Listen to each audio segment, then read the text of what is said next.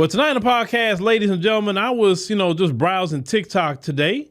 And while I was at the cake shop, at Sweet Extravagance Cake Shop, make sure to visit that on Highway 9720 Highway 6, Missouri City, Texas. If you live in the Houston area, come get you some great cakes and treats from there. And while I was doing that, I came upon a live stream. I said, "Ooh, let me go ahead and record, a clip of this," because they was discussing, FBAs. Now, this woman is a African immigrant, and she definitely, made some interesting, points of view and things about FBAs that's just kind of ridiculous. But we need to explain to people like her what's really going on, why some things are being said about gatekeeping or anything else we were saying. Let's go ahead and check that out. The dislike and prejudice comes from people who have not been able to travel and to visit and to have an open mind when they meet people. And so that's where a lot of the problems come from. Because they haven't traveled, they haven't saw the world outside of America. So a lot of times they're speaking from hearsay. And it's bad. It's bad. And so I am concerned too, because I have been around other Americans who have displayed some form of prejudice towards Caribbean people, African people, Haitian people. But I have also experienced it the opposite way, where African people have mistreated me or I've saw them mistreat other people. So I think that it's happening on both sides of the coin. And I don't know why it's happening. I don't know if it's like a sense of like a defense mechanism. I don't know why it's happening. Again, like, I feel like it's happening on both sides. And again, I'm an African-American woman. That's what I identify with, right? And I'm in school, and I think I told this story on another platform. Majority of my class of women are African women. And just like you guys feel like you're mistreated or people have are not fair to you guys, when I go to class every day amongst African women, I am mistreated every day.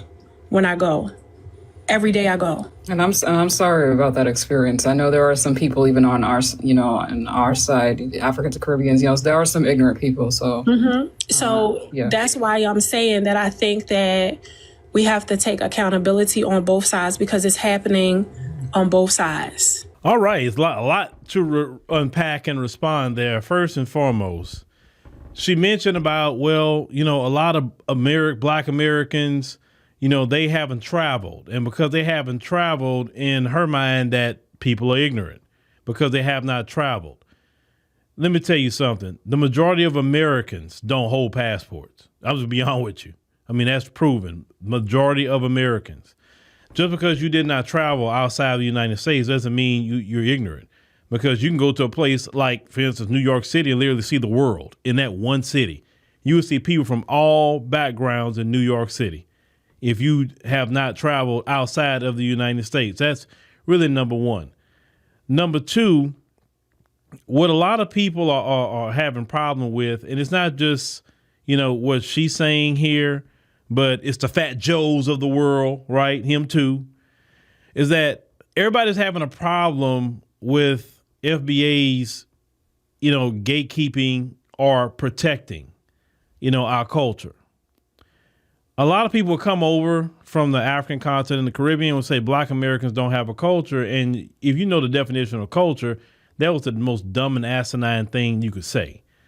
But there was one thing that they were saying about you don't have a culture that I figured out maybe they're right about. Not having a culture, I think they worded it wrong, is we were not gatekeeping our culture.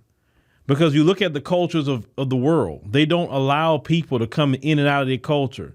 They don't allow them to come in and make millions and millions of dollars on their culture, or billions of dollars off their culture, and disrespect their culture at the same time. You understand? Like when you're actually protecting a culture, a Fat Joe would not exist. And for sure, if they are guests in the culture, people like Fat Joe wouldn't be sitting up here talking about, I'm going to say the N-word all day and constant disrespect and have the nerve to say that FBAs are radical black racist. If he really respected the culture, you understand? Because really racism has nothing to do with it. But the reaction saying that, oh, well, FBAs are becoming more prejudiced than even white folks. That is the most comical thing ever. Let's run down the list, shall we? Give me one nation on the planet Earth that FBAs are stealing their resources. Give me one nation on planet Earth that FBAs themselves are dropping bombs on anyone's nation. Give me any leader that FBAs coordinated to assassinate. When people have a perception of Africans and the Caribbeans in the world, it didn't come from FBAs. It came from the white media. Showing all that poverty and all this stuff and slums and all the most horrible parts of the African continent. That wasn't FBAs. FBAs still not doing it now. When FBAs go to the African continent, they're not trying to go show the worst of the worst. They're actually trying to go show the best.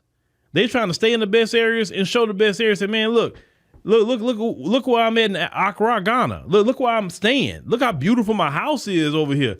Look at this. Even now, black Americans aren't traveling nowhere to show the worst of any place. So that conversation saying that black Americans are being more prejudiced than the folks, no, ma'am, that's a complete lie. No, what y'all view as prejudice or view as hate or Fat Joe saying radical black racist was bugging y'all to the core is that y'all cannot stand black Americans defending our culture. You can't stand it. The reason people, are having some of the big issue with this, us defending our culture, is because they haven't been able to come in our culture for a very long time. And they can come in, they can dump their trash on our culture. For instance, if they committed crimes, they would say, oh, he's black or she's black. But when they did something good, oh, he's from Somalia or she's from the Congo. Oh, she's the first Congolese doctor. But if the same person committed a crime, oh, that's a black person committing more black on black crime, right? And when we start saying, no, where they from? Where they from? And start saying, no, they're not black American. They're from here. And people can't dump their trash on us anymore. That's making people upset. It's making people upset like Fat Joe, who wants to be a culture vulture and just leech off our culture and take an issue with us taking a stand about hip hop, because hip hop is a creation of FBAs. It's not a Puerto Rican anything. Now, they had people around him saying that Fat Joe was talking about, oh, well, black people that had their time. It's our time now, the Puerto Ricans' time. And yeah, it's your time in your culture, and go have all the time you want. But you not having a time in mine and ours as FBAs, no, sir. You have been hella disrespectful, and that just should seal the deal for you. Nobody should mess with you. Nobody should work with you. And you can put out whatever record you want to put out. We're not supporting it, because we're not supporting nobody that's coming up here calling us no radical black racist. So that's what it is. It's a manipulative tactic to get FBAs to back down from being protective of our culture, and don't let them use manipulative tactics to get you to back down from your culture. They using words that normally would trigger you, like prejudice, racist, xenophobe. They're using terms that, because they know black people stand against that sort of thing, right? So they're saying that to FBAs because they're trying to say, oh man, we ain't trying to be that way, and go back to what we were doing before by letting anybody come in our culture, not gatekeeping our culture, not having to say so, us claiming what we have created, us acknowledging who we are. That bothers people, because now people can't say you don't have a culture no more. People can't run around saying you don't know who you are anymore. Oh yeah, we know exactly who we are. And we say it loud and we say it proud. It's just that simple, like any other person in the world with their particular culture. So it is bothersome, and maybe it's kind of scary because now people gonna have to stand on their own 2 feet. See, if you'd have been a proper ally of FBAs, then it wouldn't be an issue or a problem. And correcting people and getting some act right is not hatred. It's just getting some act right. Because nobody in Black America have ever said anybody in the diaspora is our sworn enemy. No. I mean, nobody in the diaspora would even think that. Just because we getting some act right. And we're going to do that. We know who the ones that's caused us the most issue and trouble. And because we know who they are, why would you come over here, those who doing it, of course, and be a thorn in our side? You're not even a stumbling block. But why would you be a thorn on our side, like just being annoying? Because the thing is, when black folks give you that smoke, even if black folks roast you, Lord, it hurts your feelings bad, and you can't shake a roasting. So this is the thing. It's a new day. It's a new time. Our culture has to be respected. We have to gatekeep our culture, just like any other group gatekeeps their culture. And I'm fine with that. If you're going to come into our culture as a guest, you're going to respect the culture. You're going to respect the people. And if you can't do that, you will be excommunicated out of our culture. It's just that simple. Just as much as you would do that to anybody else. Let me tell y'all something. One thing I know about the African continent is that they don't play with anybody coming to their countries, disrespecting their culture, disrespecting their food, their way of life, disrespecting their leaders. If you do something like that, the nation would turn against you, and they would be ready to get you on out of there, if not put hands on you. Okay? I know that's how the get down is. It's the get down like that in the Caribbean too. So if it's okay for y'all to act that way when y'all feel disrespected, why is it that it's wrong for FBAs to say we're not even putting hands on nobody, but say, no, you're going to respect the culture, man. You're going to respect it. You're going to respect the culture, and you're going to respect the people. It's just that simple. You're not going to come in and out of our culture. You're not going to dump your criminal trash or any scammy trash on our culture. You're just not going to do it. You're going to have to hold your own trash and deal with the issue yourself. Now, that's not being xenophobe or hateful. No. You see, people thought for a long time that FBAs is the culture you come to pick, to get the pick of the litter from them, dump your trash on us. And we said, no, the trash dumping is over. The dumpster's over there. It's not over here.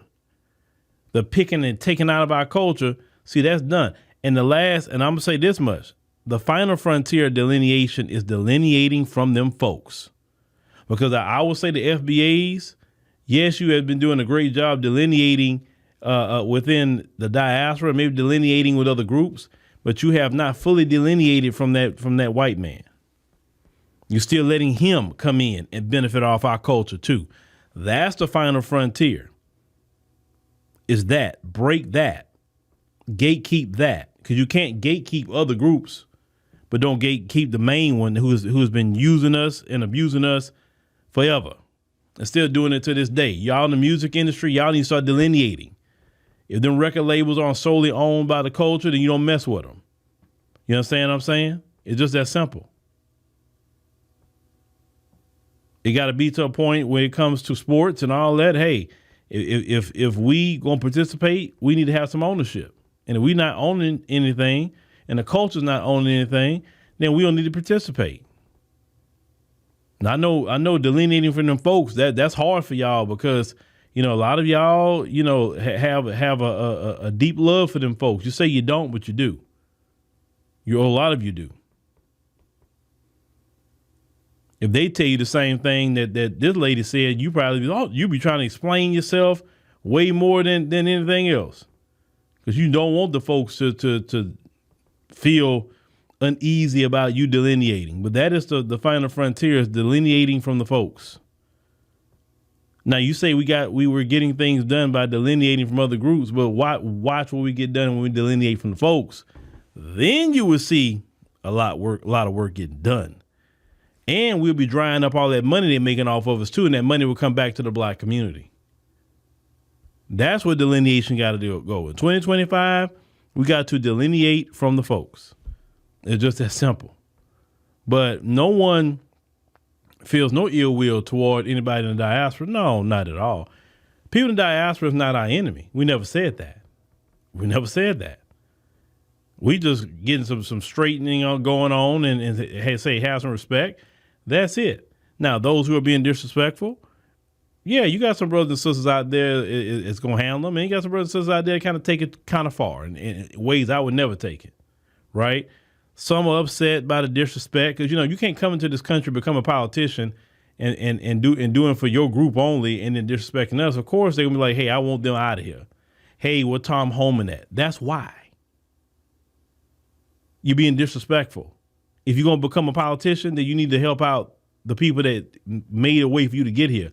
Because if it wasn't for FBAs, nobody outside of white people would be in this country. I'm going to repeat that again. Without the fight of FBAs, nobody outside of white people would be in this country right now. And yes, all you other groups owe any success you have to FBAs because they would have not let you come in here at all. It wouldn't been for what we fought for. And we got to put that in each other groups' face too and say, hey, you only successful because of us. Remember that. And when in the moment we have been reeling ourselves back, we say we only gonna focus on our business, our issues, our problems. Look how people acting about it. That's another thing. Y'all can't stand and we don't come to nobody's rescue. Well, we're not no superheroes. You fight for yourself.